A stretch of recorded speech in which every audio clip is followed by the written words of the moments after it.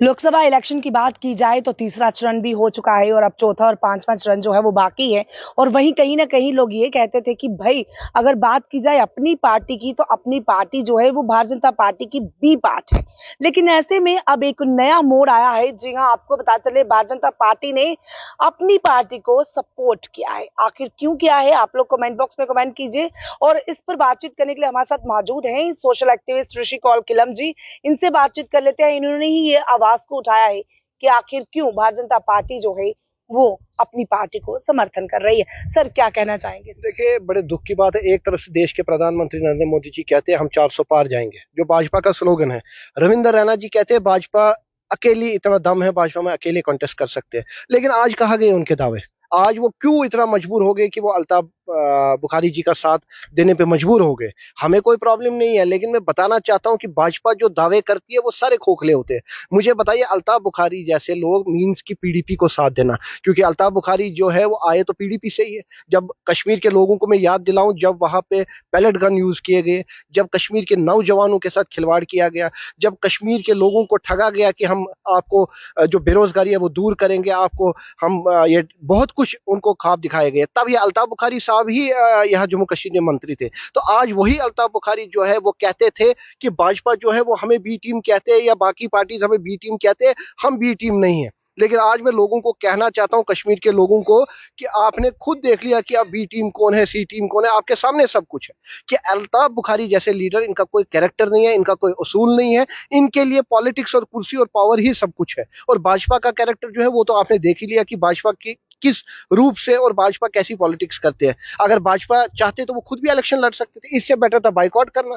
लेकिन उनने अल्ताफ बुखारी जैसे लोगों को समर्थन करके, मतलब कि जो जिन्होंने कश्मीर के लोगों को ठगा है, जिन्होंने कश्मीर के लोगों के साथ खिलवाड़ किया है, युवाओं के साथ खिलवाड़ किया है, उनको समर्थन दिया।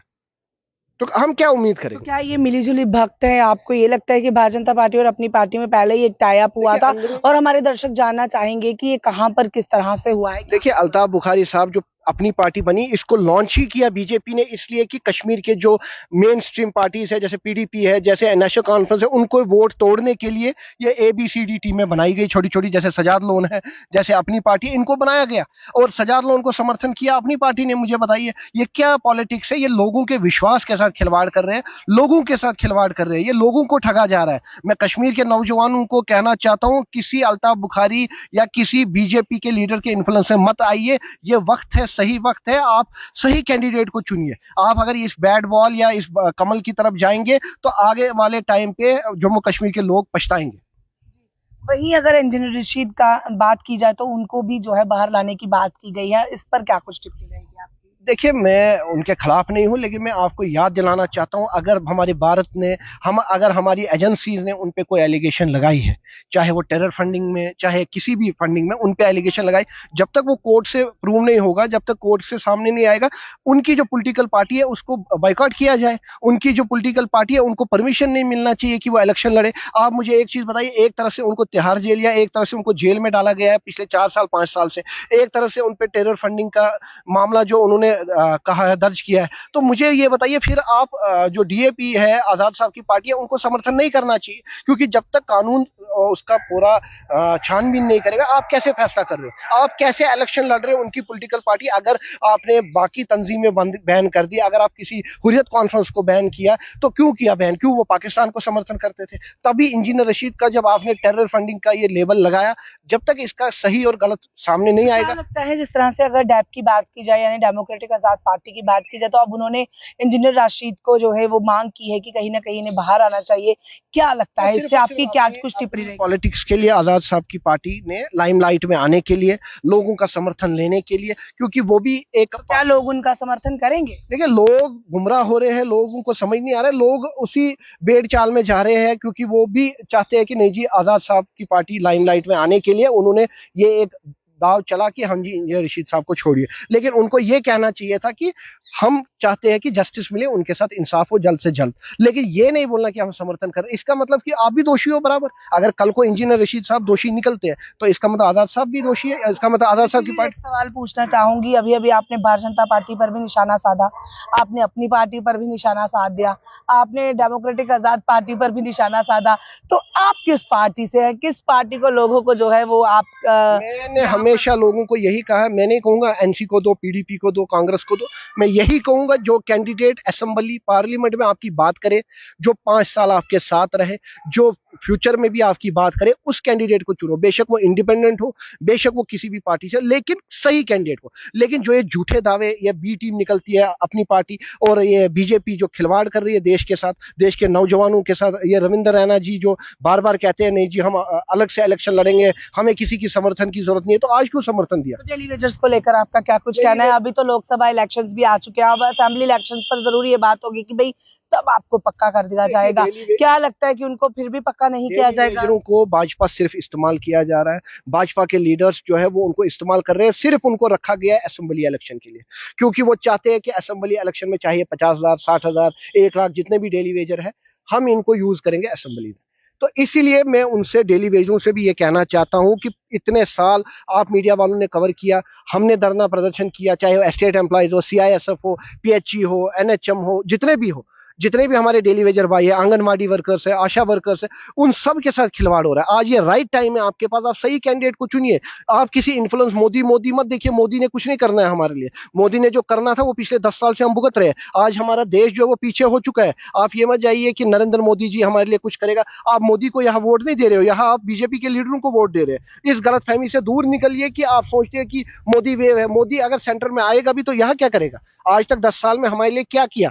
सिर्फ धर्म की राजनीति, पॉलिटिक्स और हिंदू मुस्लिम को आपस में लड़वाना, यही राजनीति है भाजपा की। भाजपा ने किया, कौन से रोजगार दिए, कौन से अच्छे दिन आए, चाहे वो कश्मीरी पंडित समाज हो, चाहे हमारे डेली वेजर भाई हो, चाहे कोई भी हो, हर एक समाज जो है वो आज रो रहा है कि हमने भाजपा को सेंटर में क्यों लाया। लेकिन भाजपा फिर से, आप कह रहे हैं कि मोदी जी ने क्या कुछ किया? अगर धारा 370 की बात की जाए तो धारा 370 को सिर्फ और सिर्फ मोदी सरकार ही थे जो हटाने वाले थे, और मोदी जी ने हटाया। मैं पर्सनल आपसे पूछना चाहता हूँ, 370 हटने के बाद आपको कोई बेनिफिट मिला? आपके परिवार, हमारी जनता काफी ज्यादा यहाँ पर जुड़ी हुई है, वो कमेंट बॉक्स में कमेंट कर दे कि क्या आपको धारा 370 खत्म होने के बाद फायदा हुआ? हमारे जम्मू कश्मीर के नौजवानों को रोजगार मिला, इंडस्ट्रीज खुली, ठीक है, मैं भी समर्थन करता हूं। अभी आप लाइव चल रहे हैं, मैं लाइव समर्थन करता हूं। अगर नरेंद्र मोदी जी ने रोजगार दिया हो 370 हटने के बाद, अगर डेवलपमेंट हुई हो 370 हटने के बाद, अगर हमारे जम्मू कश्मीर के डेली वेजर को पक्का किया हो 370 के बाद, तो आप बात करिए ना, तब बात करिए अगर कुछ हुआ हो। जब कुछ हुआ ही नहीं, मैं समझता हूँ 370 जब था तब तो बेटर था। आज तो हमारे पास कुछ नहीं बचा है, ना जमीन बची है, ना नौकरियां बची है, ना कुछ है हमारे पास। है क्या? आज आप गवर्नमेंट जॉब के लिए देखिए, है ही नहीं। आज आप देखिए गवर्नमेंट जॉब सेक्टर में जाइए, चाहे यूनिवर्सिटी जाइए, कहीं भी जाइए, बाहर के लोग एडजस्ट है। तो हमारे जम्मू कश्मीर के पढ़े लिखे नौजवान कहाँ जाएंगे? ये चिनाब बेल्ट के लोग कहाँ जाएंगे? रजौरी पूंछ के लोग कहाँ जाएंगे? गुजर बकरवाल पहाड़ी कहाँ जाएंगे? आज कुछ भी नहीं, सब रो रहे, पछता रहे, सिर्फ पॉलिटिक्स देख रहे हैं हम, कांग्रेस, एनसी, पीडीपी, पॉलिटिकली हम सोच रहे हैं। मुझे बताए लोगों का क्या हो रहा है? जम्मू कश्मीर के नौजवान पढ़े लिखे कहाँ जाएंगे? चलिए, इनसे हमने एक बात जरूर कही है कि भारतीय जनता पार्टी या फिर मोदी सरकार ने वो काम कर दिया जो नहीं करने वाला था, जो कोई भी नहीं कर पाता, यानी धारा 370 को जम्मू कश्मीर से खत्म कर दिया। लेकिन अब इनका कहना है कि चलिए वो काम किया गया है, लेकिन क्या लोगों को बेनिफिट हुए?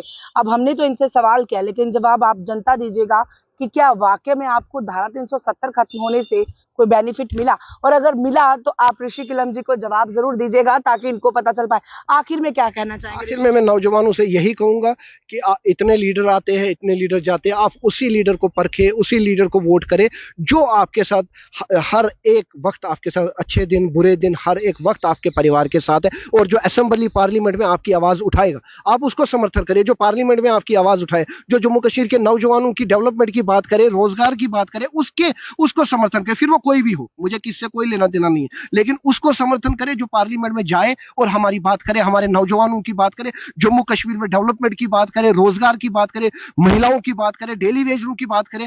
आज तक बताइए जुगल किशोर शर्मा जी या डॉक्टर जितेंद्र सिंह ने कितनी डेली वेजरों की बात की, कितने वो मिले डेली वेजरों से? मुझे बताइए, कश्मीरी पंडितों से कितनी बार मिले वो, चिनाब बेल्ट कितनी बार गए, रजौरी पूंछ कितनी बार गए?